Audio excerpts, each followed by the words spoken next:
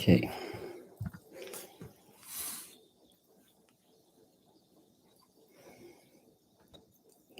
Hello.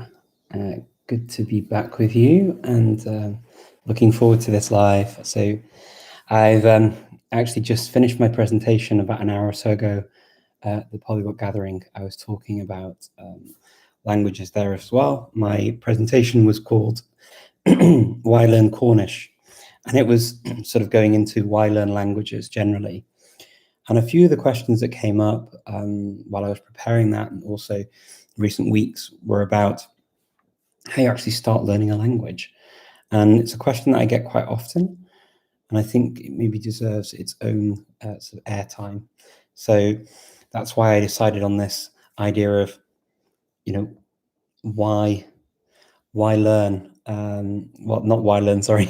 So this is why I decided that it would be good to talk about how to go about learning a language. So the why to learn a language, I think, is very, very important.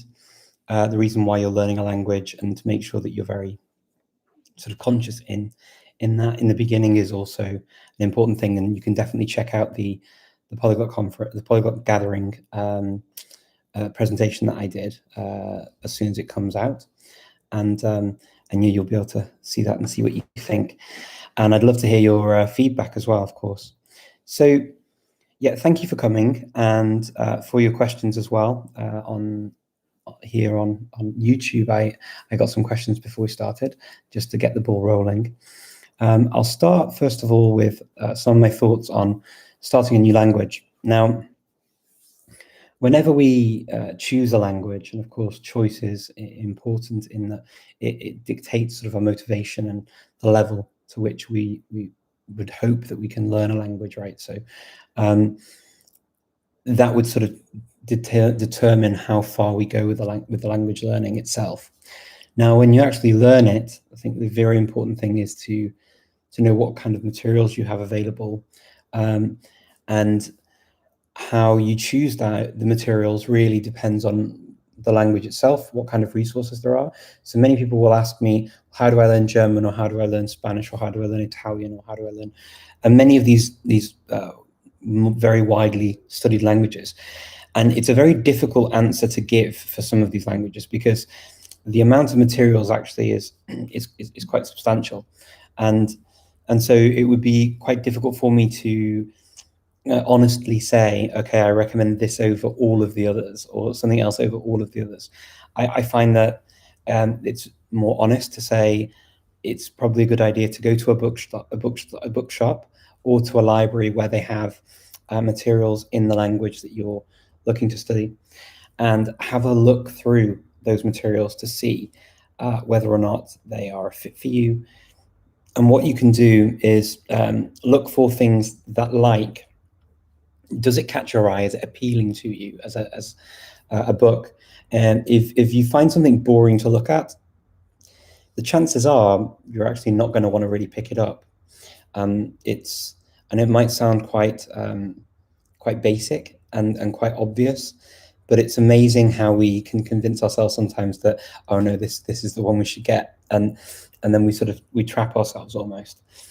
So it's worth looking out for something that could be, it's appealing. The other thing to look out for when you look through the book itself is check some of the dialogues, make sure that they make sense and they use vocabulary that you think, okay, I can imagine myself using this. One of the other things that you can lose a lot of time and also motivation on is when you follow a course and the vocabulary is very random, not something you can likely use at all when you start speaking to people, and also something that is maybe so far away and so far removed from any of your reality that it sort of almost makes you feel like, well, what's the point of me learning this? If you have that feeling of what's the point of me learning this, it's possibly a sign also that the materials are not great for you.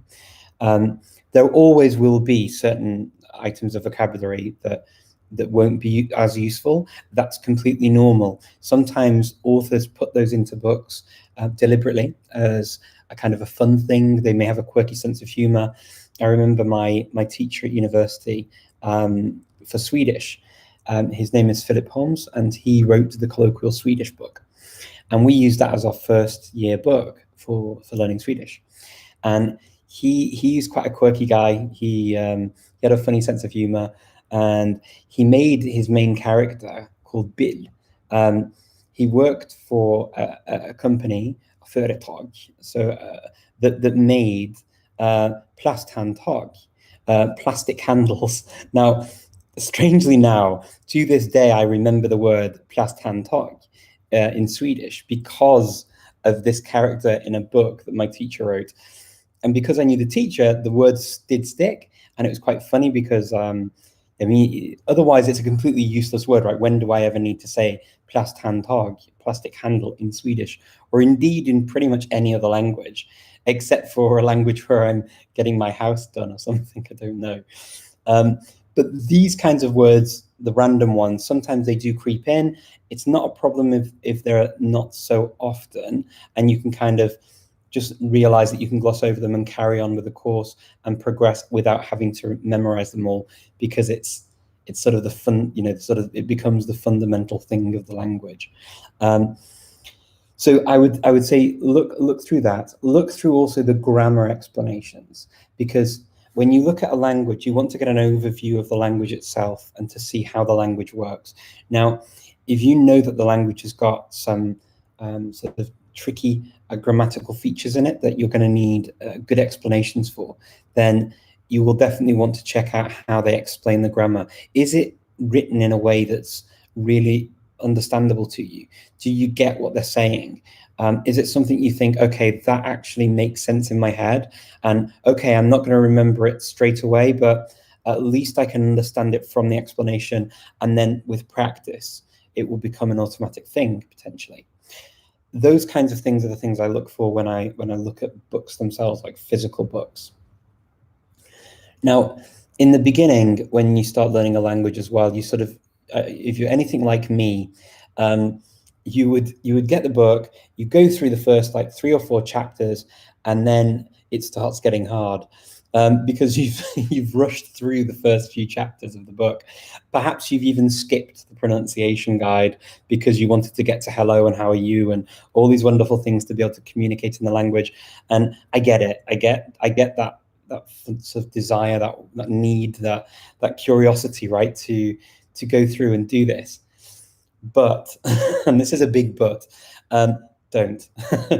Don't worry about rushing through and saying, I'm going to do this in week 1, this in week 2, this in week 3. I did exactly this with Korean when I set my initial goals. I said, I'm going to go through the Talk to Me in Korean site, and I'm going to do in 1 month, level 1, then level 2, then level 3, all the way through the months. Totally ridiculous idea. And I will not be doing that at all. I mean, if I get halfway through the courses on there, I'll be happy. But it's no longer my goal to go through 12 lessons of Korean or 12 levels of Korean on the Talk to Me in Korean site. It's a ridiculous goal. The reason it's a ridiculous goal, and the reason when we go through like 4 chapters very, very quickly of a book and then get stuck on chapter 5 because all of a sudden we actually needed to know and internalize all of that information from the first 4 chapters. And we didn't really realize that because we were rushing through so quickly. That hits us kind of like a brick wall. And we come across this brick wall in the language learning. And then there are 2 things that we can do. One is we recognize it, pull back, and sort of work our way slowly but surely to push the wall further and further back so that we progress in the language. The second option, which is the most common option, sadly, is that people just fall away and the wall remains.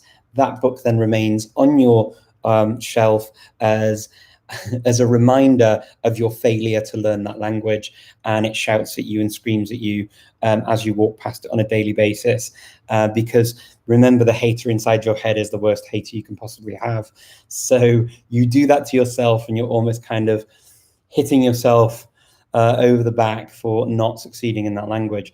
Now, I encourage you to break that habit, break that sort of cycle, that vicious cycle of getting a book and sort of rushing full speed ahead and hitting the wall head on so that you fall away. Instead, get to the wall, that's fine if you get to the wall. It's better if you can sort of look for the wall coming before it arrives and hits you. And the way to do that really is to simply take your time, take it easy, internalize the things that you're doing, use other materials to help bring everything together.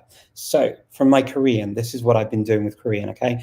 I rushed through level 1, I got to level 2, got halfway to it, realized halfway through level 2, I had some other outside external factors that sort of slowed down my learning, but I got to that point where I'm like, I now no longer know what I was supposed to know before.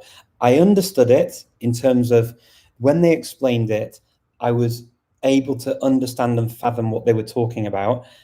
That's fine and that's good, but if you haven't internalized it and you haven't got it as an automatic thing, just having it as a I understand is not that useful, unfortunately. So what did I do? I stopped where I was.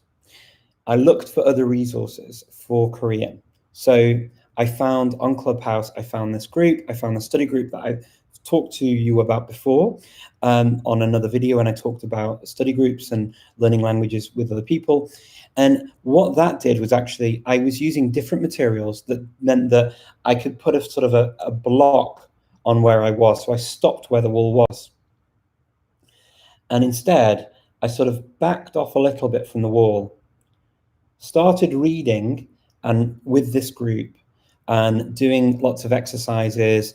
I found myself an italki teacher that I was using constantly, on a weekly basis, making sure that I was actually reading Korean. I was started following all these different people on Instagram and to get more Korean input, because meaningful input is really, really important. You need that comprehensible input that you can read.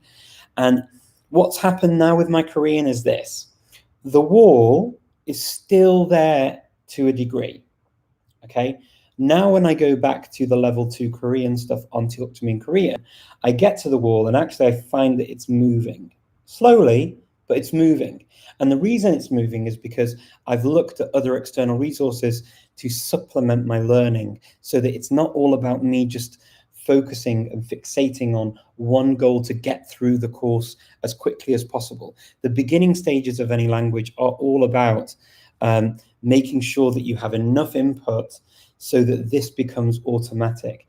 If you get to a point with a language that you literally just understand the theory, well, that's basically like going back to school and understanding, okay, I need to look out for this form in a Latin text to be able to translate it accurately. And I've got my dictionary always, so I can do that.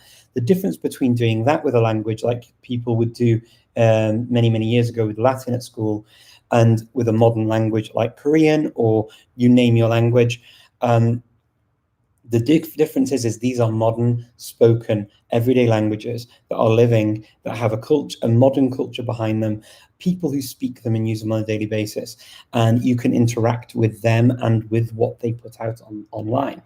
This is the big difference, right? So I would definitely say go back to the materials that you're looking at. Take that step back, as I did, and then move forward slowly but surely, and make sure that you've got that firm fundament. So it's got to be sort of set in stone, that you know this basic vocabulary and all this kind of stuff, so that you can move forward with your learning in a meaningful way, with vocabulary and with grammatical structures and with phrases that you need and use that are useful to you, that are set in stone and you are confident using. So, because it's from that basis that you start building more and more vocabulary, more and more grammatical structures, until you get to these kinds of intermediate or advanced levels that people talk about. I believe it's more of a gradient, and that we talk about these sort of intermediate plateaus, and I've mentioned this before too, that I actually don't think the intermediate plateau exists. I think that all it is it's a case of you get to a point where you're happy with each individual topic, and when all the topics get together and you can put them together in a conversation, sometimes you will find that you can move very nicely, comfortably, and maneuver your way through a conversation in a very sophisticated manner in certain aspects of your dealings in the language. Other times you will even feel that to some degree, and you'll say, oh, I feel like I've kind of finally broken through that intermediate barrier. And then all of a sudden you get to a topic of conversation or a word that you haven't heard, and you feel like that imposter syndrome sort of hits you, and oh, I don't actually know anything. And that's not true either. So we always have to measure our feelings and try and take a step back, look objectively at what we're doing, and say, okay, where am I in this process? And these are the things that I do on a daily basis. And I think that for most people, it is something that we struggle with as a community, as a language learning community. I think even seasoned language learners will struggle with these issues, that we almost feel like we should be learning more quickly, and the more quickly we learn one language or two languages or three languages, we think we should be doing the same thing over and over again, almost like a machine. But we're not machines, we're human beings, and we still do have a tendency to hit that wall. So look after yourselves and make sure that you find, first of all, materials that suit what you want to do in the beginning, and then make sure you start finding things around you that you can start using and adding into the language learning process. And in the beginning, obviously, as a beginner learner of the language, you're not going to understand all of the songs that you find on YouTube. You're not going to understand all of the videos or TV series or documentaries or whatever you're looking for on Netflix, or things on the radio, or you can go to Radio Garden. You can find radio stations in the language and the country where that language is spoken. You can do all of these things, and they're very, very good to do. Make sure you start trying to pick out what you already know, and don't worry too much about what you don't know, because that comprehensible input of what you do know will be reinforced, and you will start to grow in confidence. It will become second nature, and therefore automatic with time. Then you can carry on with your studies and move forward slowly but surely. Hopefully you have a language partner or a teacher as well to help you on the way. Often, if you can't find materials or songs or books or stories or radio stations or TV channels that you need for the language, maybe you don't have contact with that community. The very important thing is to find contacts within the language communities. So some languages don't have masses of resources, right? So like for me with Cornish, there aren't huge amounts of Cornish materials. So I started looking for Cernyweg as a hashtag, finding channels that produced tweets in Cornish, trying to figure out what they meant, found Facebook pages, found the Discord server. There are many sort of tools that we can use to really hone in on the linguistic community that we're targeting. We want to find people who speak that language, whether as learners or whether as people who speak it within the community. We want to find other people who have got the same goals as us. Sometimes we can get together, like I've done on Clubhouse, and as learners we get together and actually read texts together and listen to each other speak and give each other help and feedback, and just talk about what we're reading about. And those kinds of things are really cool, because the person and the people element there in those groups actually becomes very strong, and that becomes part of the motivation to continue learning, and to not get to that brick wall and go finished and then just have your book screaming at you. Instead, you pick up a new book, you add to it, and with the knowledge from the new book and another new book and another new resource, you start slowly but surely hitting away at the wall, and it disappears and goes into the next chapter and the next chapter and the next chapter, the next level of the language. And all of a sudden, before you know it, you've actually pushed past it. I'll tell you what I noticed with my Korean. When I first started following, I think I selected 12 Korean channels that I would follow in the beginning when I started learning Korean in January. And what I did was I selected them, I would see the content, it looked just totally incomprehensible to me. I could make out a couple of the letters in the beginning. I was like, really, yay, if I could actually read a word, not understand it, just read it. right, without recognizing each letter. Slowly but surely, the more I see now, actually I'm starting to understand and build on. I can't just read the Korean, I can read it out loud, but now I can actually understand some of the words and phrases and grammatical structures that are used within the posts that are put out. And that makes me really happy, because then I see that actually there is an improvement. It's steady, slow, but it's there. And you will get to the stage, and I have this every day when I'm especially with Korean, because it's so different to the languages I've studied before. I get this every day where I recognize, now I get to a sort of a point where I see a word, I learn it, I think it's easy to remember, I remember it for a little while, then I forget it, then I see it again, then I'm like, oh, I think I've seen that, or maybe I haven't. Then I remember it again, then I think, oh yeah, I remember it, then I forget it again. Then I may see it, but then not remember what the meaning is. So there are so many stages in this learning process that and then I may try and say it on my own at a later stage, but get it a bit wrong. So I'll maybe use this wrong vowel with it, or the wrong consonant with it. And in my head, I know what I want to say. And if someone says it, I'll recognize it, but then I'm not actually getting the exact right word with the exact right pronunciation out of my mouth or on paper. And slowly but surely, though, that's improving, and I'm getting more and more of those words that I'm now getting accurately. When I speak, I'm getting them right. I'm able to reproduce certain things. I'm able to read certain things without having to look up every single word. It's slowly but surely getting better. And that's the way I think it is for everyone. And that is how I deal with a language in the beginning.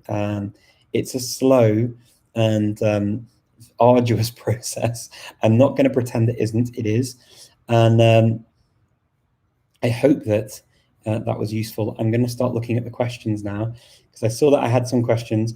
One question related to this in the beginning was, what do I think of frequency lists, and do I use the same set of vocabulary for each language?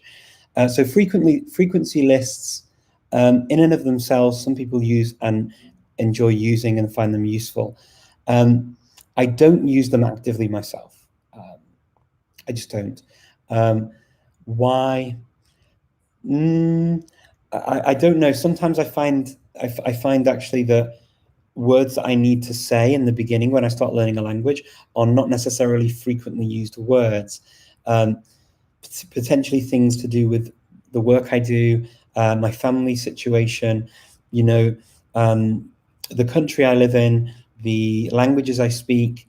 They are not necessarily frequently used words, but they are, in my personal vocabulary, frequently used words that I need to be able to express and learn quickly, because if I don't, then I can't talk about myself. And in the beginning of the language learning process, most of what we talk about is ourselves and our world and our environment. Then we move beyond that to like the world and environment of our friends and family. Then beyond that, we move to a kind of more etherical way of speaking. And so I find actually that just going through in a very natural way, learning about what I need to speak about, is the most useful. I tend to find that these frequency words will build up anyway naturally. So I wouldn't necessarily use them myself as a starting point. If you do, and if people do, please feel free to let me know if you find them useful. Yeah, I've never really gone about a language in that way. The next question was about, do I use the same types of vocabulary for each language? So is there kind of a list of vocabulary that I will then translate maybe into my new language? The answer to that is also no. There are certain words that I will seek out, the same as I said before, about my situation, about my particular, my life, and particular words I need to describe it and to talk about it to other people. They would be. So, I'm guessing the word for Macedonian is not a common word that people learn normally in every language, or how to say it. They may be able to guess at it at a later stage in the learning process, but if there's a sort of a structure where it's easy to guess what a language's name would be, but that would be, for example, a word that I would need to know quite soon because it's my main home language. So there are different words. There are also different words based on the language itself. So, for example, in kimchi. Kimchi is one of the first words you learn in Korean because it's a very popular food from Korea. Now, I can't imagine myself talking about kimchi in any other language simply because I don't eat kimchi. I've tried it. It's not necessarily to my taste. Maybe I need to try more for it to grow on me because some foods and some drinks grow on you as in terms of taste. But that, for example, kimchi would be a word that you would need to know quite soon on in Korean because people talk about it from day one. Have you tried kimchi? Have you eaten kimchi? Do you want kimchi? And of course, there are other words like that for food. Certain concepts that exist in one language and not in another. So, how we talk about the weather might be different.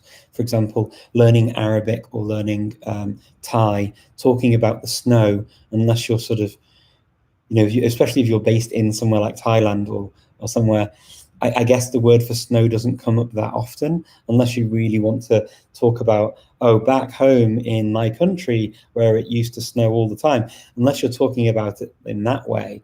But words like that might be less common than, say, in Icelandic, where the word for snow would be pretty important because it's used for some names of certain geographical features in the country. And it's used in even in other languages too, where snow is seen, but in some languages it's not. So no, there isn't one list of words, but I hope that kind of helps to sort of get why I don't worry too much about them.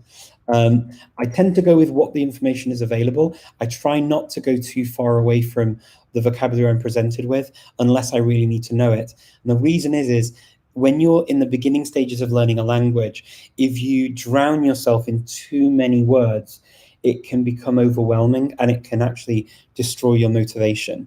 And you just feel, I should know this and I should know this and I should know that and I should know everything else. But you've got like a list of words like this, and how should you know all of these words? These might not even be relevant to your life. You may never use them. You may have just come across them in the book that you're using. But if you go beyond the ones even in the book and you start adding more and more and more and more and more, and it is a tendency of many learners to say, and how do you say this? And how do you say that? And how do you say, like, really, do you really need to know all of these words? Probably not. Like, just to give you an example from my Cornish, okay? For my Cornish class, I don't make a big effort to learn all of the different animals and insects at the moment. My Cornish is too basic for it. I don't need to know them all. There are certain words that are stuck in my mind because I've come across them a number of times. The word for a butterfly is tiki-do. And tiki-do I remember because it was in a listening comprehension that I did, and the band's name was Tiki Doo, and we translated what it meant, and I also saw it in a number of presentations, and I also saw it in a book, and somebody also shared an image with a butterfly and the word Tiki Doo written on, so I remember how it's spelt. And so I have this very vivid image in my head of butterfly and its Cornish name. And I learned the word for hedgehog in Greek recently, and I can't remember it now to tell you. If I heard the word for hedgehog in Greek, I would remember it, and I would understand what it means. I can't remember it at the moment, though. And so to actively say it, I'm going to need to come across that word a few more times. The honest thing is that in the Balkans, I've not really seen any hedgehogs. So they're not part of my normal discourse. And so if I'm to see words over and over again, to get them into my active vocabulary is going to take time. Yeah. So I hope I answered those questions okay. I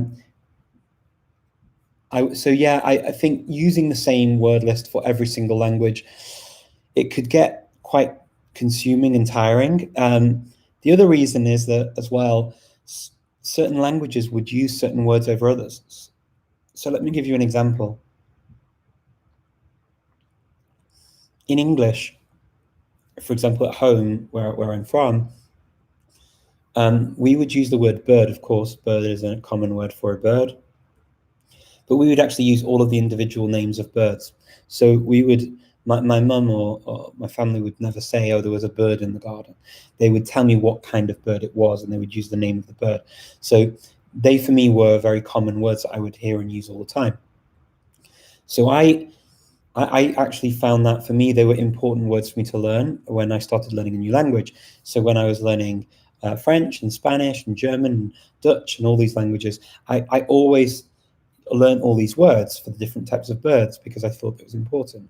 And yeah, it was great for me. I felt great doing it because I did it as well after the stage where I could talk, right? I could have a basic conversation on many things, and then I started learning all these bird words. Now, when my daughter was born, I wanted to be able to say all the birds in Macedonian too. I learned them, and my wife was kind of looking at me a bit strangely. Why are you learning all these words? And I said, well, I know them in English, so I want them to know, and in French, and I want them to be, in Spanish and German, and I want to also know them in Macedonian. And I'd never really heard anyone speaking about these birds in Macedonian.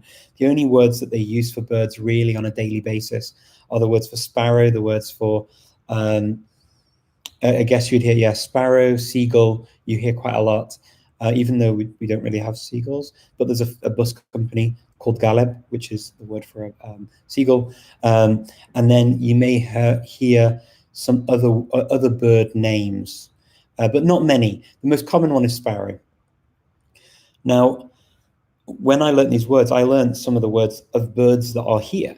So one of the words I learned was Tresiopavce, which is the word for a wagtail, which is a black and white bird that has a long tail and its tail wags like this. So we call it a wagtail in English. In French, it's oshku because it makes its tail wag. So I learned it in Macedonian. The thing is, when I tried to use it with people, no one knew what it was because it wasn't in the common vocabulary of the country.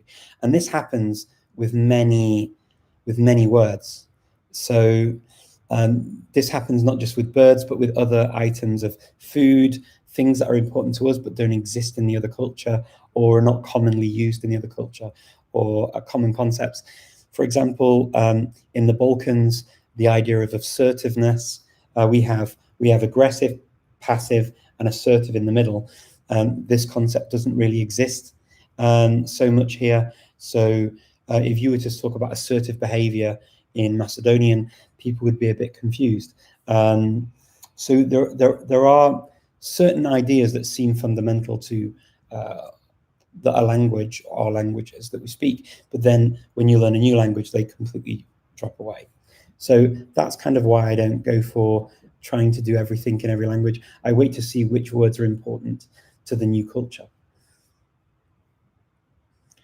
How do you maintain a language once you move to another one? Any process and structure? Yeah, I mean, it's using them back to back. It's using them in context. It's using them with people, joining groups, interacting with other speakers. All that kind of stuff is really useful for doing that. So yeah, what I find is when I get to a point where I feel comfortable talking about a lot of the very common things, then I will go back to other languages as well and focus on them too, and then build them all up together slowly, or use them. Sometimes I have languages that I just leave, and I know that I'm not likely to have the time unless I make a very big effort with time I don't have or can ill afford to use. And so I let them sort of just become a bit rusty. That's true for my Finnish, it's true for my Latvian, it was true for my Indonesian. I started reviewing that again when lockdown hit, and but it's still not amazing. It's just, and I know that it's not going to get to a high level anytime soon because I only interact with my italki teacher pretty much, and every now and again randomly online. Okay, so yeah, I'm fine, thank you. You've been having issues with Google Translate as you work by that. Okay, it does sometimes go on that you have known something else about. I'm not so sure what you mean with your question. Google Translate can sometimes get things very, very wrong. Yeah, so Google Translate, pinch of salt. It's good to know the grammar of the language and what you really want to say. It can say some quite strange things sometimes, Google Translate. I never recommend it for clients because especially if what they need to do is actually communication with human beings, because sometimes it's very, very odd, the translations. Depends on the language combination very often. Some language combinations come out with better versions nowadays, but still not amazing. The importance of self-talk in language learning and where to start. Yeah, I actually find it quite handy to repeat to myself, what I want to say and say things that I'd like to convey in a language. So yeah, I think that can be quite handy to do. How's my Icelandic now? It's okay. I mean, it's a language that I don't get to use very often here. Clearly, in the Balkans, Icelandic isn't a language that many people learn, or we don't have many Icelanders, if any, that I know of here. So yeah, I don't get to use it, but I do get to read it quite often on Facebook. I have quite a lot of friends in Iceland, so I do see quite a lot of Facebook posts in Icelandic, and that really helps. Richard, why don't you and your other polyglots make language learning CDs? I don't know. What would you have us put on the CDs? Like this kind of stuff, or actual languages, like teaching a language? First time you came from Gabriel. It's nice to have you with us, Alexandra. You're very welcome. Does muscle memory do a lot in fluency? I think so.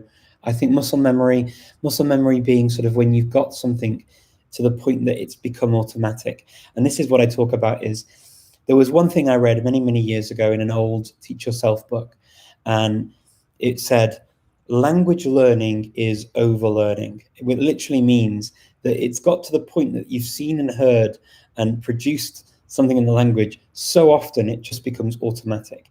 And if you think about it, that's how our first language or first languages are in our heads, because we have no choice except for to listen to the language over and over again and repeat and make mistakes and repeat and listen and listen and listen and read, and then whatever later on read more and write as well. But that's all we do to learn our first language, and it's constant repetition, then fine-tuning the grammar. So we'll overuse certain forms of grammar. We may get the verbs wrong in the beginning as children, and then slowly but surely people correct us to the way people speak locally, whether that's the standard language or a dialect. I understand my Greek family conversations, but if I reply, it sounds like I'm 5 years old. I'm much older. Craig, yeah, I get that. I mean, it's quite a common thing. The thing is, it really does come down to no pain, no gain. Sounding like a 5-year-old for a bit, or always sounding like a 5-year-old. So that's kind of where you need to weigh up what's more important to me, how I feel right now for like an hour or a day or a week or a month, or keeping that feeling of sounding like a 5-year-old potentially for the rest of my life. And it's hard, it's frustrating, it's not easy to break through all of these boundaries.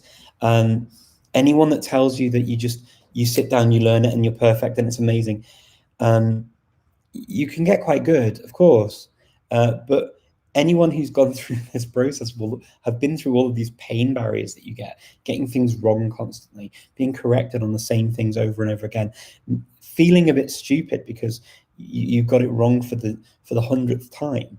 You forgot the word, or you used a word that's completely different but sounds similar to you, and it doesn't sound similar to the locals, but it sounds similar to you.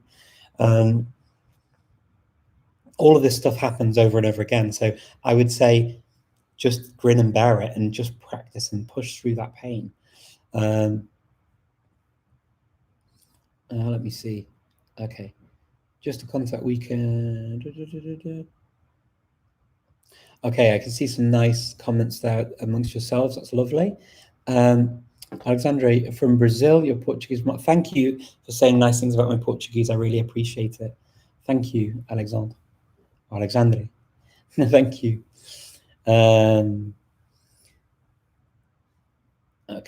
let me see. Okay, if it ever comes to roads, I would definitely be there. But learning Greek adjectives, nouns, and word order is not staying in my head. It really does take time, Craig. Seriously, I mean, I'm going through this with Greek at the moment. I'm sort of following the B level courses now, and sometimes I feel like I've gone back to the beginning again. Sometimes I do like sort of take stock and note. Actually, do you know what? From last year, my ability to say certain things has really improved, but it's a definite slow process. I mean, there are no two ways about it.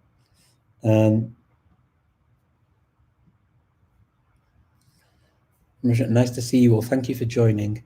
Okay, interesting. Feel horrible when finding what I don't know yet. Yeah, it's horrible to know when you don't know something. It can be quite frustrating. But you know, it gets better. It gets easier. It just takes time. Okay, Richard, do you use a consistently good source of graded reading material? Honestly, no. I do have some graded readers, and I have used them, but consistently, I don't use them consistently. I'll be honest. Depends on the language very often. Sometimes for languages like Korean and Chinese and Japanese, I found them just a little bit too hard going and I get bored, so I back off. For languages that I can read easily or are fairly accessible because they're related to languages I already speak fairly well, yes, sometimes I do use them.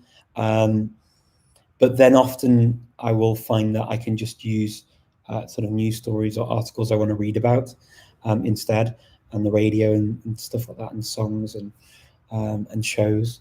So it depends on the language, but not always, but yes, sometimes. And I have quite a selection of them on my shelves. Okay, let me see.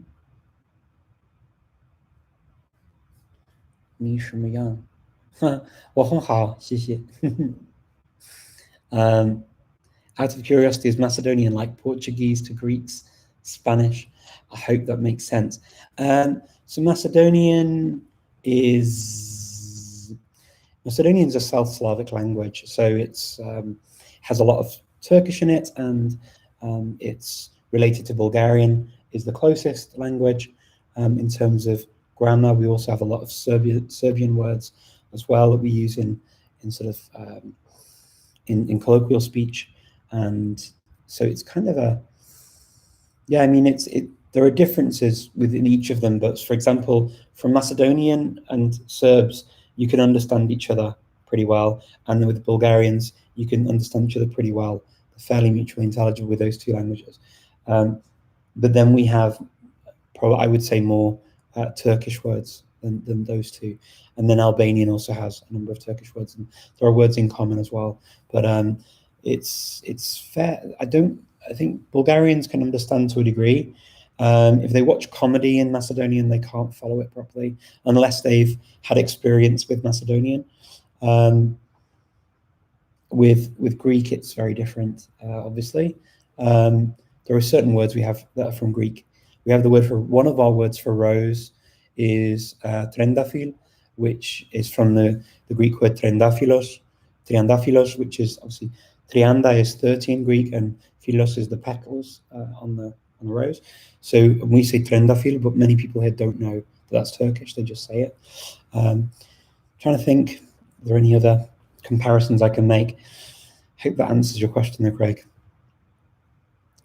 Do you have any advice for learning a dialect that doesn't have a standard writing, for example, Neopolitan? Probably there are some apps around with, like, this is one thing I think that I'm going to say just a second. This is one thing that you can do, for example, on Radio Garden. You can go and look at how the radio stations. I've not tried to look for Neapolitan, but you could have a look and see. You talk has Neapolitan, I believe, in terms of being able to learn words. So if you speak Italian and then you can get to grips with some of the words from the uTalk app, I guess that would be a nice hack into the Neapolitan language itself, and then you can maybe listen to local radio stations and get more easily into it, and then maybe look for somebody on italki. Italki have a Neapolitan teacher or two as well, so there are definite ways to do it for Neapolitan. Other languages, similar thing, I would suggest. There are certain apps that have put together a lot of words in a number of languages. Yeah, the uTalk app's got a lot of sort of words in languages that have few materials otherwise. They are wordless with the audio, but it's a good start, right, to get into learning some of the vocabulary, especially when there's not much else around. Which new languages are you focusing on at the moment? I've heard you mention Korean, Cornish, Maltese, Estonian, others. Inga, you that's naughty. Okay, learning many of the same. Not Cornish, not yet. Okay, okay. You studied Irish. Wow. Okay. So at the moment, my focus is on and doing my Korean. I carry on with my Korean. That's kind of a standard thing. And then Cornish, I'm sitting the grade 1 Cornish exam next month. And so that's just continuing at the moment as well. I've not decided what I will do over the summer with Cornish, if I will just continue with the conversation groups that I have and practice talking with people just to keep it going, or if I'll actually actively learn to improve my level. And then maybe just join another group to do grade 2 and do it slowly over a few years. I would like to do all of the grades that they have. They have 4 grades, but that's at the moment a dream. I don't want to set myself too many goals. Then I've been studying Gaelic, Scottish Gaelic, on a course very slowly. I can't say very much. I can say much more in Cornish and even in Korean than I can in Gaelic. But it's been really interesting to sort of understand the grammar.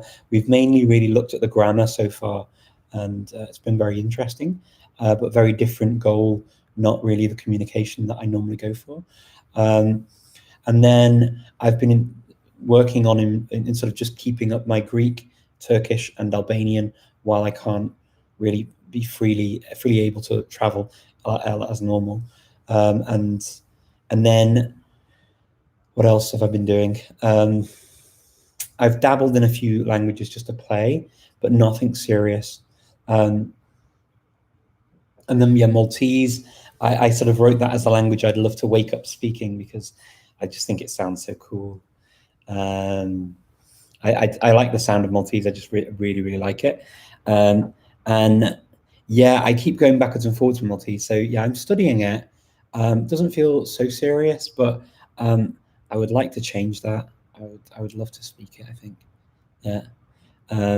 I did write that sort of this tweet saying that if I could wake up tomorrow, I'd love to wake up speaking Maltese if I could speak any language. I don't know, what would you say? Which language would you like to wake up speaking?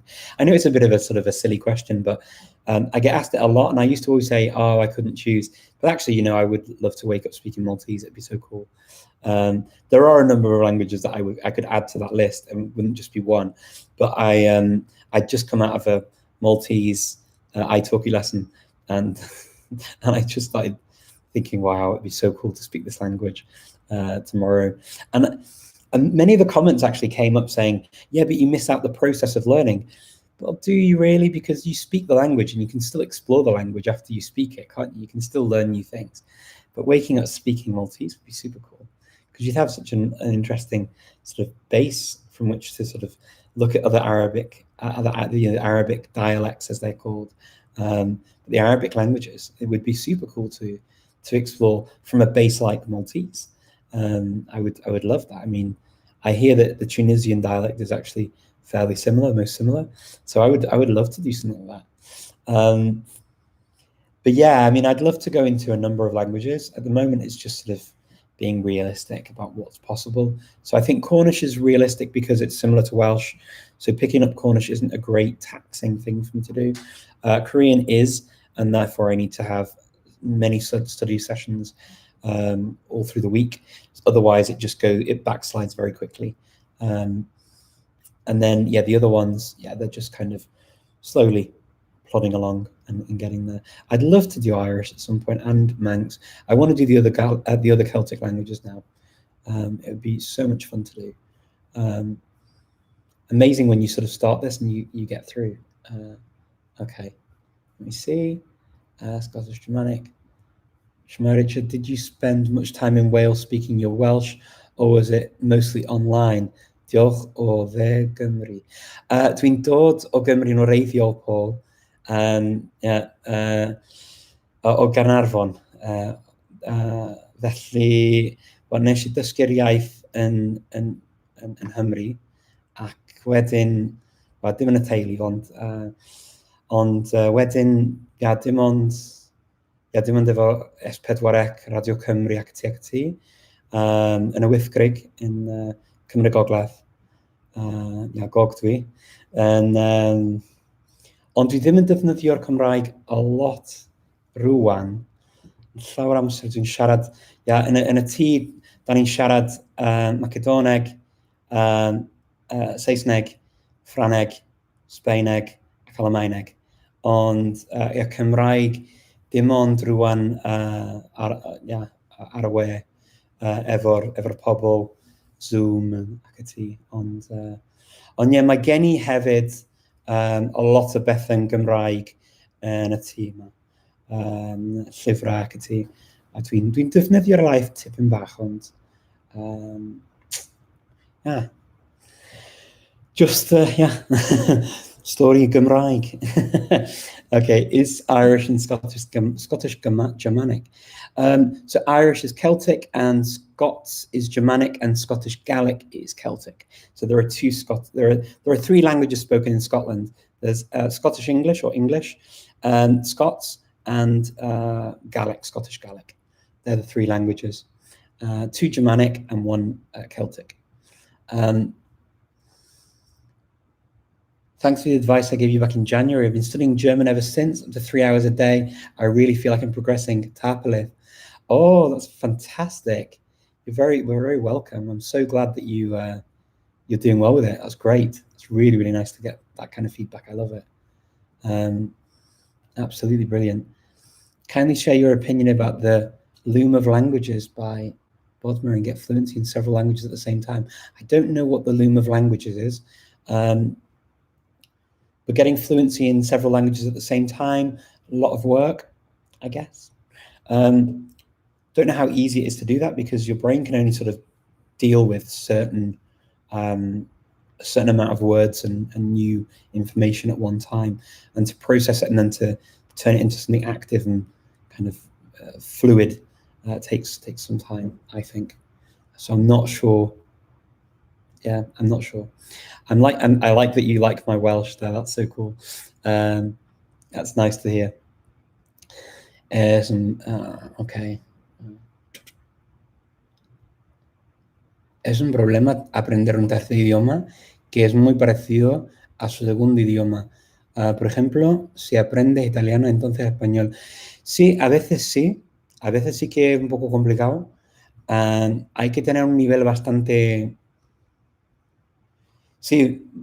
fuerte en el primer idioma, el segundo idioma que tiene, pues, y luego puedes empezar con el otro, con el tercer idioma.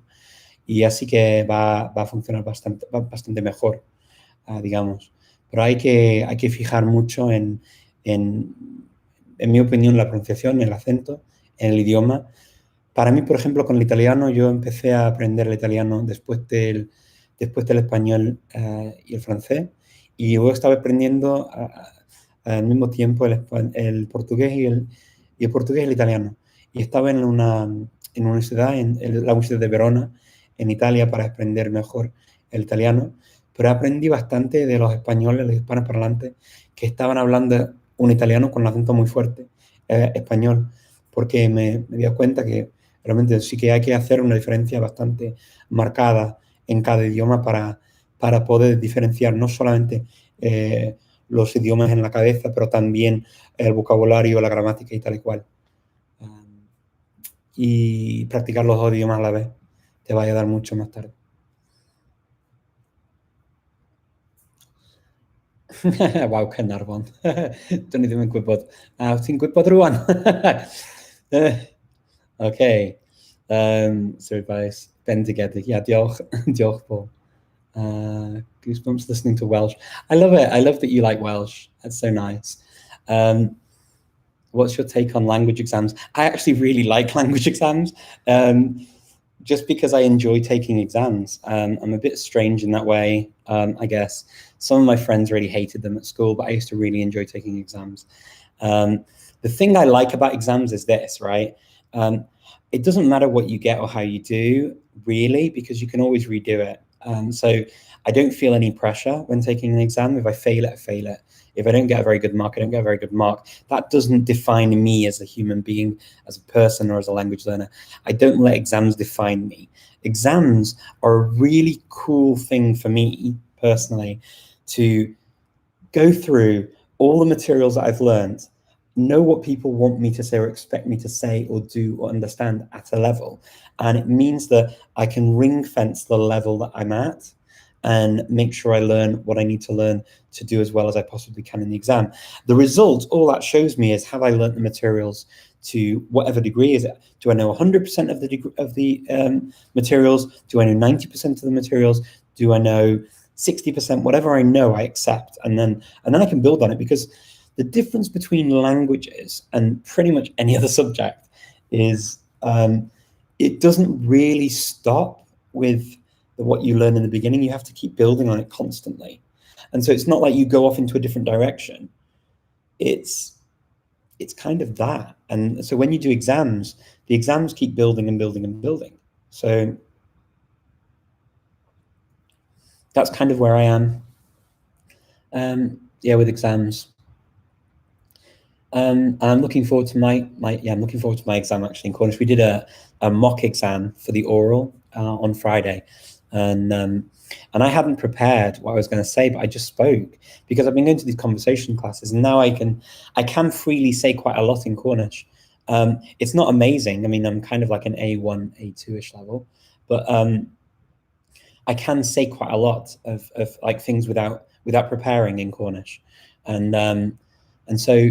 Yeah, it's a bit weird because I sort of just started talking, and she said, "Oh yeah, that's pretty good. Yeah, you would have passed with that." And I'm like, "Oh, that's cool," because that gives me nice feedback. This is the thing I like about exams. It gives you feedback. Sometimes the feedback is not what you would hope, but any feedback is good feedback. Whether it's you're not quite there yet and you need to carry on working on this, and this, or whether you've reached this level, let's move on to different materials.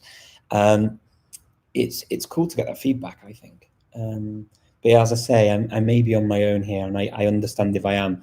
I'm not saying that everyone has to love languages, just trying to not love languages, love exams. Everyone has to love languages, of course, but not everyone has to love exams. And but I hope that my explanation as to why I love them resonates with some of you. Do you take breaks when learning languages? Breaks as in breaks within the language itself? Yes, I actually did. So if you look at my my blog on Korean, when I've been blogging about learning Korean, I had like a month and a half where I didn't study any Korean at all.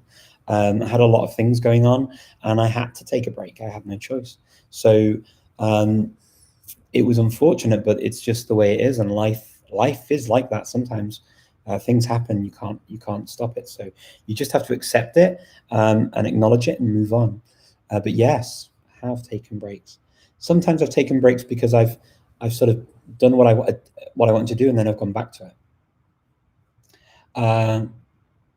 Qual foi a sua abordagem quando decidiu aprender idioma que não tem como origem o latim?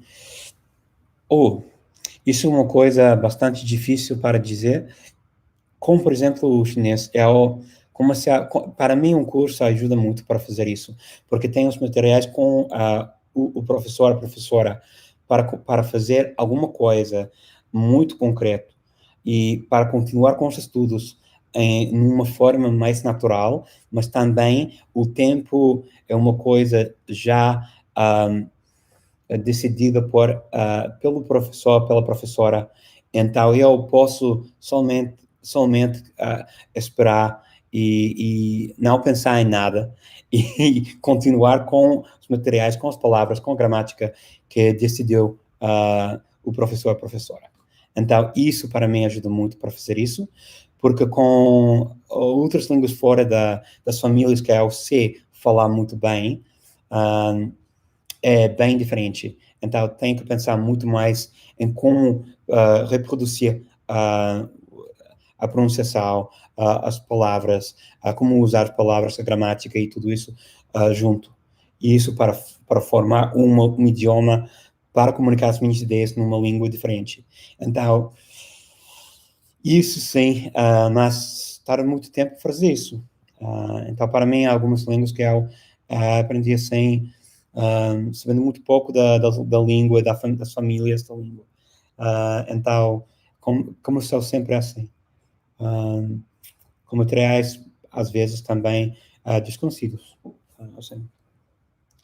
I have to stop in a second because I'm at the hour, but what are your feelings about different alphabet script? I'm loving all of these questions here about these. I'm going to probably take some of the other questions that you've asked so many great questions. I'm probably going to take some of these and I will use them as ideas for the next live and we can talk about them again. Thank you so much for coming, and I look forward to seeing you again this time next week, and look forward to all of your questions and to spending time with you and to learning languages together and talking about how we do it and how to make the most of our time when we're learning languages. All the very best until then. Take care, everyone.